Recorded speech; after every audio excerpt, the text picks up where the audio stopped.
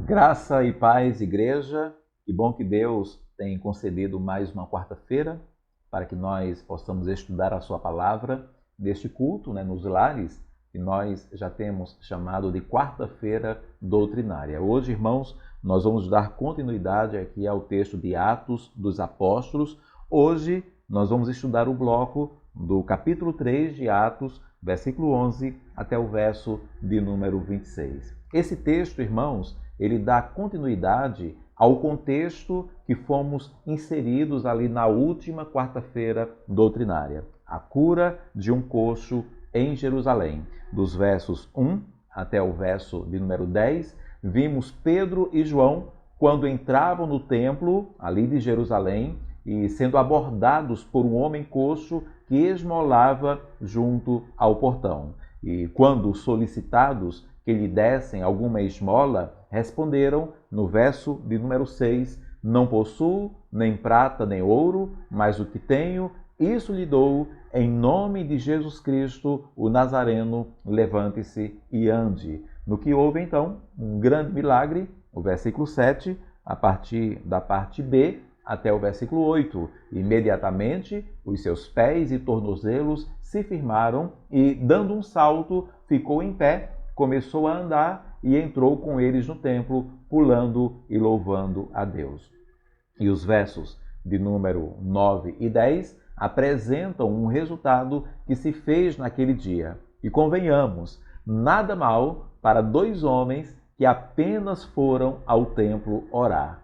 Creio que eles não sabiam o que lhes aguardava, mas nada mal verem como resultado o que gerou tudo isso. O versículo 9 e o verso 10. Todo o povo viu o homem andando e louvando a Deus e reconheceram que ele era o mesmo que pedia esmola, assentado à porta formosa do templo, e ficaram muito admirados e espantados com o que lhe tinha acontecido. Amém. Glórias a Deus por isso.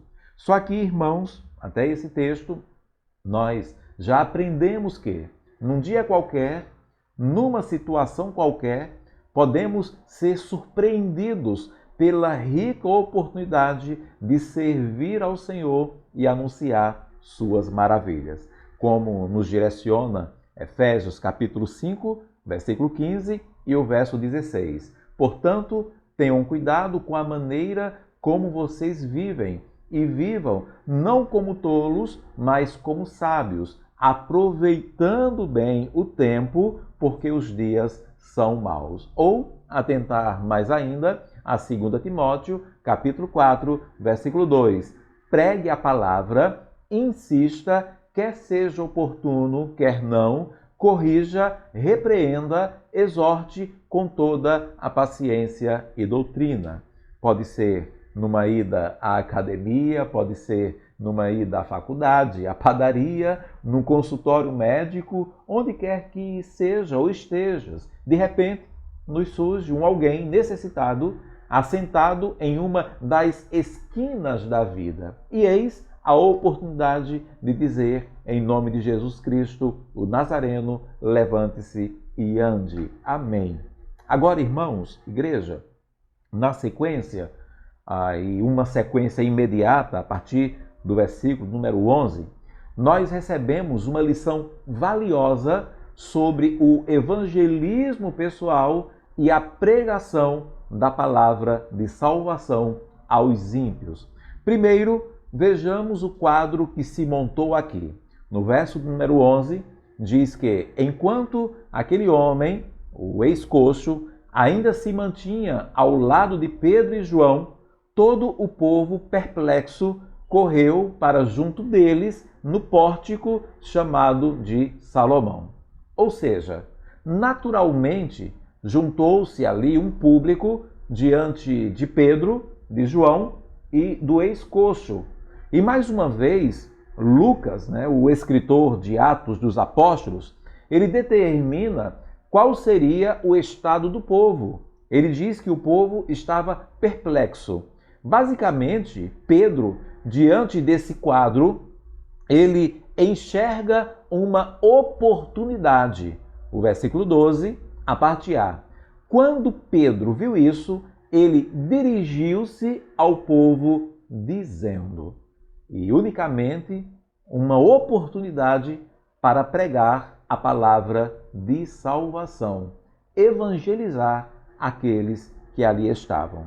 E como eu disse, recebemos aqui uma lição valiosa sobre o evangelismo pessoal e a pregação da palavra de salvação aos ímpios. E por que isso é tão salutar para nós nos dias atuais? Porque o tempo, ele moldou e remodelou a forma de evangelismo pessoal. E por quê? Eu pergunto mais uma vez. Bem, irmãos, eu vou apresentar aqui algumas possíveis razões. Primeira delas, porque os tempos mudaram. E por isso, concluem, algumas pessoas, as formas de evangelismo e pregação precisaram acompanhar essas mudanças.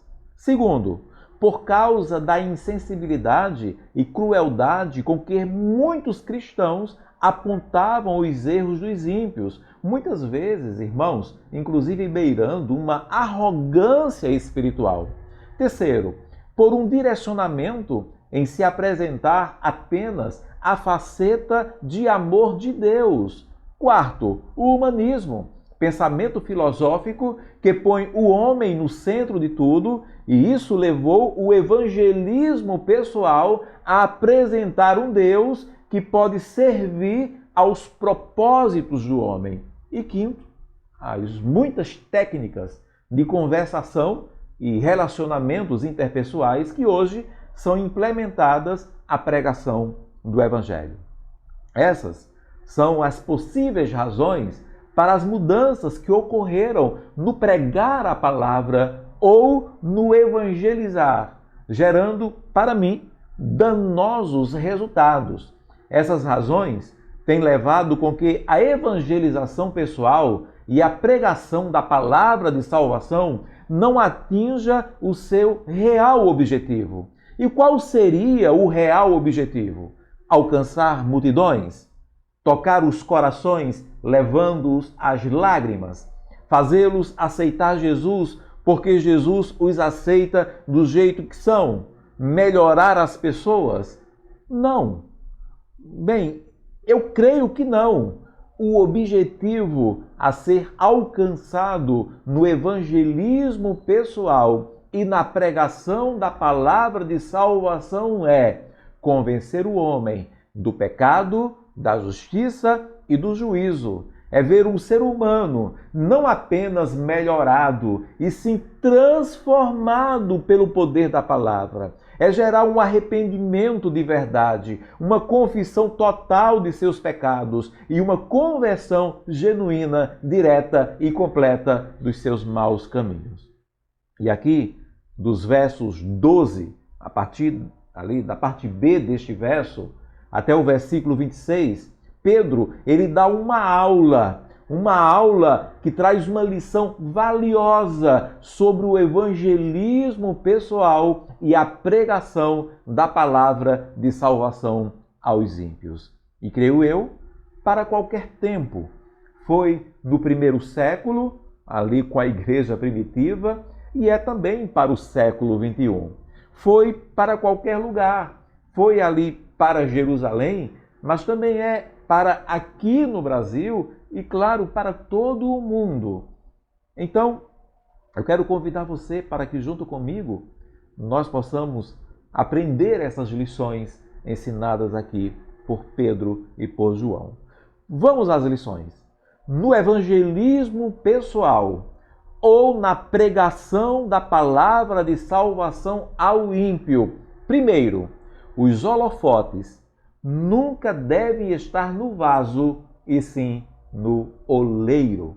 Não importa quem seja, não importa o nível, não importa a capacitação, se uma palavra ou igreja tem o seu ministério abalizado no nome que não seja Deus, é um ministério ou igreja destoante da pregação do Evangelho. A igreja tem que ter a mesma atitude que houve em João Batista. Já era muito conhecido e tinha até os seus próprios seguidores. Os poderosos o temiam. João Batista poderia ter criado um império para si, mas quando surge Jesus, o que ele faz? Ele tira toda a atenção de si mesmo e aponta para Jesus. Ele gira os holofotes que estava sobre si e os direciona sobre a cabeça de Cristo. João capítulo 1, 26 e 27. João respondeu: eu batizo com água, mas no meio de vocês está alguém que vocês não conhecem. Ele vem depois de mim, mas não sou digno de desamarrar as correias das suas sandálias. Ainda quando se encontra com Jesus, João Batista declara publicamente e audivelmente em João capítulo 1, verso 29, eis o Cordeiro de Deus que tira o pecado do mundo. Ele ainda complementa no verso 30, este, Jesus, é aquele a respeito de quem eu falava quando disse, depois de mim vem um homem que é mais importante do que eu, porque já existia antes de mim. E foi basicamente o que Pedro fez na palavra que pregou àqueles homens. No verso 12, da parte B, israelitas, por que vocês estão admirados com isto? Ou por que estão com os olhos fixos em nós, como se pelo nosso próprio poder ou piedade tivéssemos feito este homem andar? No versículo 13, da parte A, o Deus de Abraão, o Deus de Isaque e o Deus de Jacó, o Deus dos nossos pais, glorificou o seu servo Jesus. Pela fé no nome de Jesus, é que esse mesmo nome fortaleceu a este homem que vocês estão vendo e bem o conhecem. Sim, a fé que vem por meio de Jesus deu a este homem saúde perfeita na presença de todos vocês. Pedro, ele aponta para Jesus, não para si mesmo. Pedro e João jamais permitiriam que a igreja que pastoreassem tivessem seus nomes na fachada. Jamais permitiriam que a igreja fosse conhecida como o ministério de Pedro ou João. Jamais permitiriam que os membros pregassem um evangelho onde fosse dito ali aos ímpios, aos visitantes, venham ímpios, venham para a nossa igreja. Ah, sabe por quê? Ah, não, agora eu vou convencer vocês, porque a igreja do grande pregador ou do grande milagreiro Pedro ou João. Não! Pedro, ele chama a atenção do povo, porque vocês estão pondo os olhos em nós, como se a gente tivesse feito esse homem andar. Não! Ponham os olhos em Jesus, a glória é dele. Amém. No evangelismo pessoal ou na pregação da palavra de salvação ao ímpio, os holofotes nunca devem estar no vaso, e sim no oleiro. No evangelismo pessoal ou na pregação da palavra de salvação ao ímpio, em segundo lugar, não devemos esconder a culpa que recai sobre o ímpio. Eu sei, igreja, tem sido ensinado a nós, a Igreja do Senhor Jesus, pelas razões que eu já apresentei acima, que não devemos ferir os nossos ouvintes. Você já ouviu muito isso, né? Quando prega o Evangelho, não fira ninguém. Que devemos pregar com amor, etc. e etc. Bem, eu quero crer que nas palavras de Pedro, nessa mensagem que ele ministrou, aqui, irmãos, haja sim muito amor.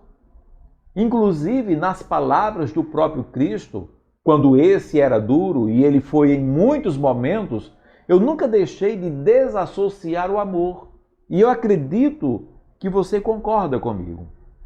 O fato é que, irmãos, primeiro, Quando encobrimos ali informações sobre culpabilidade, diminuímos as chances de arrependimento, convicção e de conversão. Segundo, quando tornamos visíveis a culpabilidade do homem, podemos até não angariar multidões, mas os poucos que vierem virão conscientes daquilo que precisam se arrependerem, confessarem e se converterem. E terceiro, quando o homem não é confrontado pela culpa aqui nesse mundo, o será no inferno, sendo que lá, diferente daqui, não haverá nenhuma mínima chance de escapatória. Por isso, eu estou com o método de Pedro. Não devemos esconder a culpa que recai sobre o ímpio. Ele já começa evangelizando, sem rodeios e sem floreios. A partir do verso 13, o Deus de Abraão, o Deus de Isaque e o Deus de Jacó, o Deus dos nossos pais, glorificou o seu servo Jesus, a quem vocês traíram e negaram diante de Pilatos, quando este já havia decidido soltá-lo. Olha o que ele diz no verso 14. Vocês negaram o santo e o justo e pediram que fosse solto um assassino. Olha o verso 15. Vocês mataram, assassinaram o autor da vida, a quem Deus ressuscitou dentre os mortos, do que nós somos testemunhas. Palavra dura, acusações pesadas. E pensem assim, se hoje, quando afirmamos que um ímpio matou a Jesus, é muito metafórico, não literal, mas ali, para aqueles homens, soava como literal e afrontoso, porque de fato havia grandes possibilidades de todos ali que ouviam ali Pedro pregando, de terem gritado lá atrás, crucifica-o contra Jesus. Pedro corajosamente aponta os erros daqueles homens, aponta a culpa. Mas eu pergunto, devemos, à luz disso, sair apontando os erros dos ímpios? Claro que não. Permita-me lembrar quem falava assim, aquela multidão, antes de tudo, testemunhou do poder de Deus na sua própria vida. E para não restar sombras de dúvidas, eu aconselho a rever o sermão da última quarta-feira. Pedro, ele declarou a palavra de Jesus, mas ele também praticou uma ação carismática. Ele tocou no ex-coxo e o ajudou a levantar-se. Não é qualquer pessoa que será ouvida quando aponta a culpa do outro. Precisa ser alguém nascida verdadeiramente de novo e que traga as marcas da mudança em si. E esse será ouvido por aquele que carrega a culpa e que talvez nem saiba disso. Pedro, inclusive, ele é muito amoroso, ele é lógico, ele é sábio, quando ele diz no verso 17, e agora, irmãos, eu sei que vocês fizeram isso por ignorância, como também as suas autoridades o fizeram. Mas vocês têm culpa no evangelismo pessoal ou na pregação da palavra de salvação ao ímpio. Primeiro, os holofotes nunca devem estar no vaso, e sim no oleiro. Segundo, não devemos esconder a culpa que recai sobre o ímpio. No evangelismo pessoal ou na pregação da palavra de salvação ao ímpio. Em terceiro lugar, devemos sempre revelar o plano de salvação do Senhor. Como fazer com que entendam que o Cristo crucificado e aparentemente vencido não é uma figura frágil e derrotada?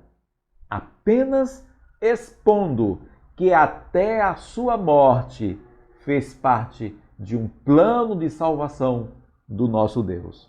Foi o que Pedro fez. Ele dá glória a Cristo, direcionando toda a atenção a Ele. Ele declara a culpa dos ímpios, ele deixa claro que tudo era um plano de salvação. O verso 18, mas Deus assim cumpriu o que tinha anunciado anteriormente pela boca de todos os profetas, que o seu Cristo havia de padecer.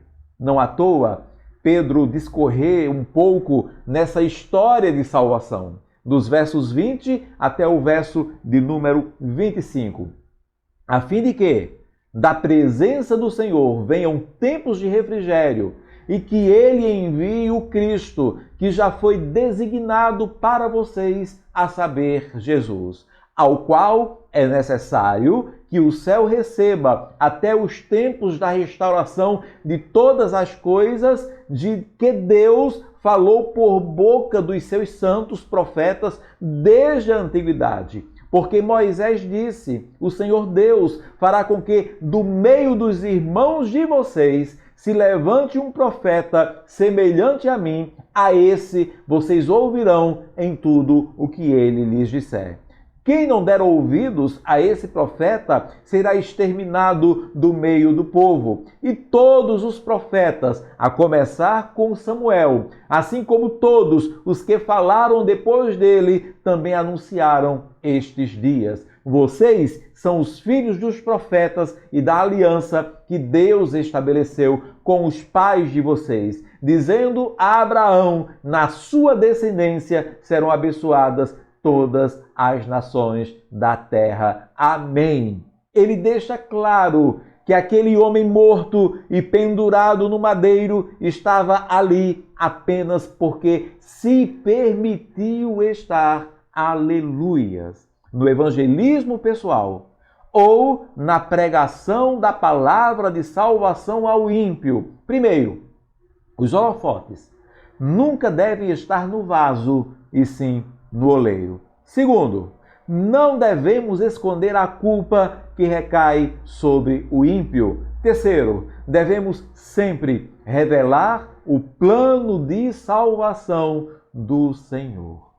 No evangelismo pessoal ou na pregação da palavra de salvação ao ímpio. Em quarto lugar, tem que ser uma mensagem de arrependimento e conversão.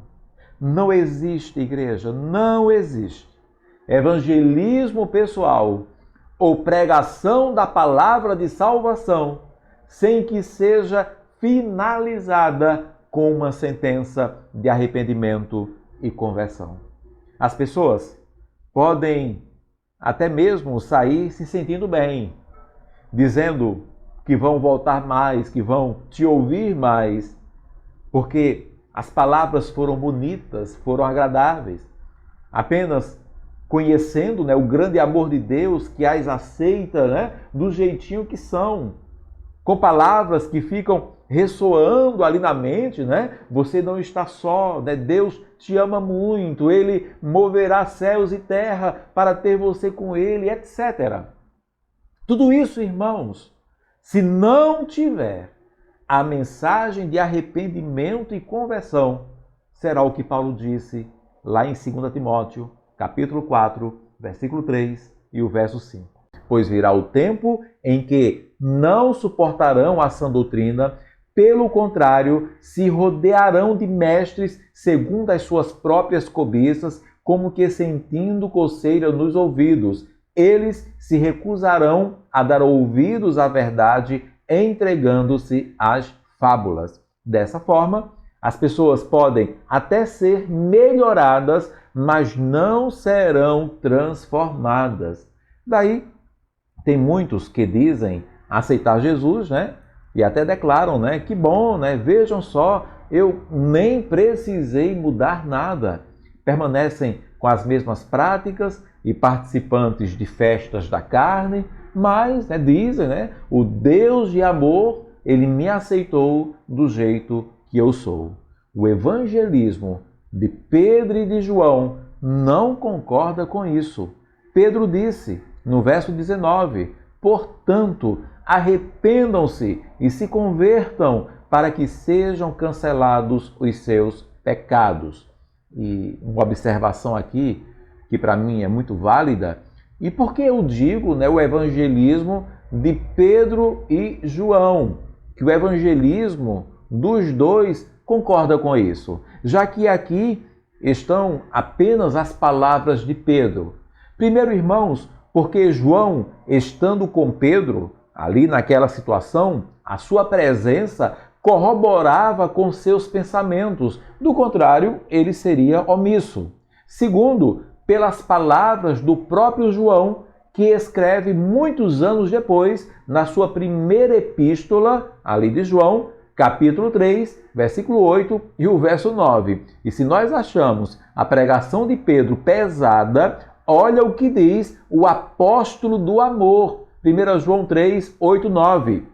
Aquele que pratica o pecado procede do diabo, porque o diabo vive pecando desde o princípio. Para isto se manifestou o Filho de Deus, para destruir as obras do diabo. Todo aquele que é nascido de Deus não vive na prática de pecado, porque nele permanece a semente divina. Esse não pode viver pecando, porque é nascido de Deus. No que João também determina: se confessarmos os nossos pecados, ele é fiel e justo para nos perdoar os pecados e nos purificar de toda injustiça. 1 João, capítulo 1 e o verso 9. Depois de apontar para Jesus, declarar a culpa dos ímpios e revelar o plano de salvação, Pedro disse: arrependam-se e se convertam. Isso mesmo. Precisamos deixar claro que o Evangelho exige uma mudança completa. Jesus, ele te recebe do jeito que estás, mas exige mudanças para que permaneças com ele. Arrependimento e conversão, para que os pecados sejam cancelados. Eu sei também, irmãos, eu sei, igreja, é muito tentador. Estamos evangelizando alguém e de repente, esse alguém diz que quer aceitar a Jesus. Mas ele diz que gosta tanto disso ou gosta tanto daquilo outro, que todo o seu sustento ainda sai de uma profissão que agora ele sabe ser errada. É muito tentador o dizer, fica relaxado, fica relax, só aceita, se joga no grande mar de amor que é Jesus. Ele te aceita como você é e aos pouquinhos você vai mudando, só vem. Não, igreja. Pedro e João aprenderam com o Mestre. Para o jovem rico, Jesus disse: se você quer ser perfeito, vá, venda os seus bens, dê o dinheiro aos pobres e você terá um tesouro dos céus. Depois venha e siga-me. Mateus 19 e o verso 21. Está escrito no verso 22 que o jovem, ouvindo esta palavra, retirou-se triste, porque era dono de muitas propriedades. Para a ex-mulher adúltera, ele disse, está escrito que, levantando-se, Jesus, ele perguntou a ela: mulher, onde estão eles? Ninguém condenou você? Ela respondeu: ninguém, Senhor. Então Jesus disse: também eu não a condeno, mas vá e não peques mais. João 8, 10, 11. Aos que diziam, se decidir por seguir a Cristo, Jesus disse: siga-me, siga-me. Mas ele respondeu: Senhor, deixe-me ir primeiro sepultar o meu pai. E Jesus insistiu: deixe que os mortos sepultem os seus mortos. Você, porém, vá e anuncie o reino de Deus. Outro lhe disse: Senhor, quero segui-lo, mas permita que antes disso eu me despeça das pessoas da minha casa. Mas Jesus lhe respondeu: ninguém que põe a mão no arado e olha para trás é apto para o reino de Deus. Lucas 9, 59 até o 62. Do evangelismo pessoal ou na pregação da palavra de salvação ao ímpio. Primeiro, os holofotes nunca devem estar no vaso, e sim no oleiro. Segundo, não devemos esconder a culpa que recai sobre o ímpio. Terceiro, devemos sempre revelar o plano de salvação do Senhor. E quarto, tem que ser uma mensagem de arrependimento e conversão. E por último, para nós terminarmos, no evangelismo pessoal ou na pregação da palavra de salvação ao ímpio, em quinto e último lugar, precisa ser uma mensagem que aponte para uma viva esperança. Claro, não é, igreja? Como seria se apenas houvesse uma mensagem que apontasse os erros e as culpas, que apenas apontasse para os problemas sem mostrar uma solução? Mas não.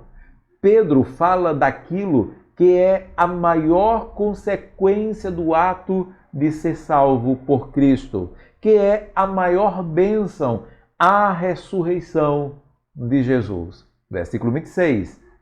Tendo Deus ressuscitado o seu servo, enviou primeiramente a vocês para abençoá-los, no sentido de que cada um abandone as suas maldades. Jesus, ele ressuscitou. Precisamos sempre finalizar o evangelismo pessoal e a pregação da palavra de salvação declarando que Jesus Cristo ressuscitou. E por que, irmãos, essa é a maior consequência? Porque Paulo disse em 1 Coríntios, capítulo 15, 17 a 22, o quão determinante é a ressurreição. Se Cristo não ressuscitou, é vã a fé que vocês têm e vocês ainda permanecem nos seus pecados. E ainda mais, os que adormeceram em Cristo estão perdidos. Se a nossa esperança em Cristo se limita apenas a esta vida, somos as pessoas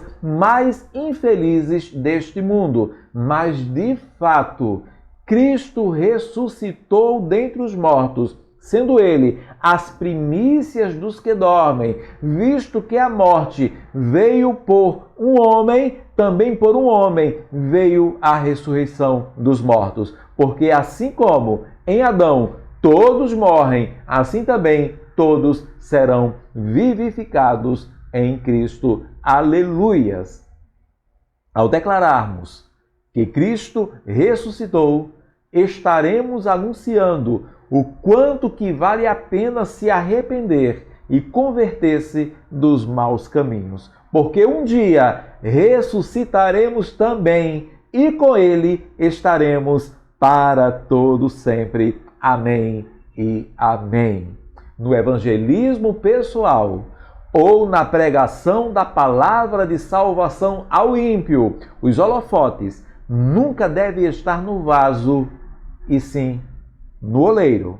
Segundo, não devemos esconder a culpa que recai sobre o ímpio. Terceiro, devemos sempre revelar o plano de salvação do Senhor. Quarto, tem que ser uma mensagem de arrependimento e conversão. E quinto, precisa ser uma mensagem que aponte para uma viva esperança. Bem, irmãos, bem, igreja, bem, ovelha, essas são as lições que Pedro e João nos trazem sobre como exercermos o evangelismo pessoal e a pregação da palavra de salvação aos ímpios. Não temas, igreja, não temas. Prega essa palavra. Quanto mais amares a alguém, mais apliques esse evangelismo. Poderá até parecer que perderás esse alguém, mas confia no poder da palavra. Será melhor do que esconder a verdade de quem tanto amas.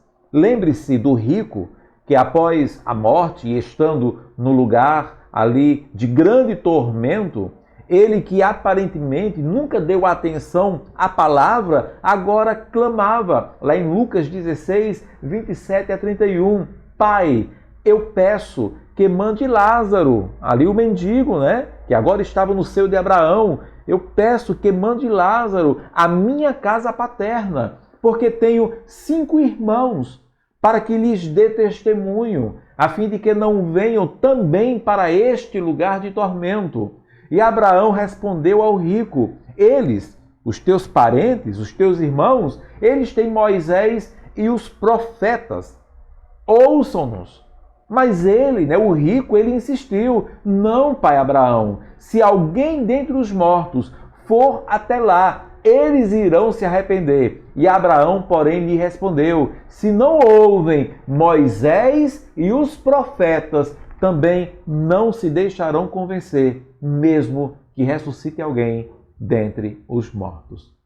Certamente, o rico, ele clamava para que a palavra de arrependimento e conversão fosse pregada a eles. E não uma palavra que aliviasse apenas as dores deles, que mexesse com o ego deles, mas um evangelismo pessoal, uma palavra de pregação que levasse-os ao arrependimento, que levasse-os à confissão e uma conversão genuína. Hoje é o dia oportuno, 2 Coríntios 6:2, porque ele diz, né, o próprio Deus: no tempo aceitável escutei você, e no dia da salvação eu o socorri. Eis agora o tempo oportuno, eis agora o dia da salvação. Por isso, prega a palavra. Só te lembras também, claro, que precisas ter uma vida transformada, para que, no mínimo, sejas ouvido por quem ainda não tem uma vida transformada. No evangelismo pessoal ou na pregação da palavra de salvação ao ímpio, os holofotes nunca devem estar no vaso e sim no oleiro. Não devemos esconder a culpa que recai sobre o ímpio. Devemos sempre revelar o plano de salvação do Senhor. Tem que ser uma mensagem de arrependimento e conversão. E por último, precisa ser uma mensagem que aponte para uma viva esperança. O que passar disso, ainda que seja agradável aos ouvidos, que seja anátema, que seja maldito. Que Deus nos abençoe. Oremos ao nosso Senhor. Pai, muito obrigado por tua palavra pregada. E eu clamo para que esta palavra ministrada pelo teu servo Pedro seja de fato, Deus, para nós um exemplo. Que nós, ó Deus, não venhamos a causar comichão no ouvido dos nossos ouvintes, mas que ousemos pregar a palavra da verdade, a palavra de poder. Uma palavra, Deus, de amor, mas que também, Deus, aponte, Senhor, ao homem o caminho que ele precisa seguir. Um caminho de arrependimento, de confissão, de conversão, Pai. Ajuda-nos para que em Cristo Jesus sejamos verdadeiros atalaias, possamos pregar a palavra que vem de Ti. Ajuda-nos quanto a isto, nós clamamos a Ti, no nome de Cristo Jesus, que vive e reina para todos sempre. Amém e amém. Que Deus nos abençoe.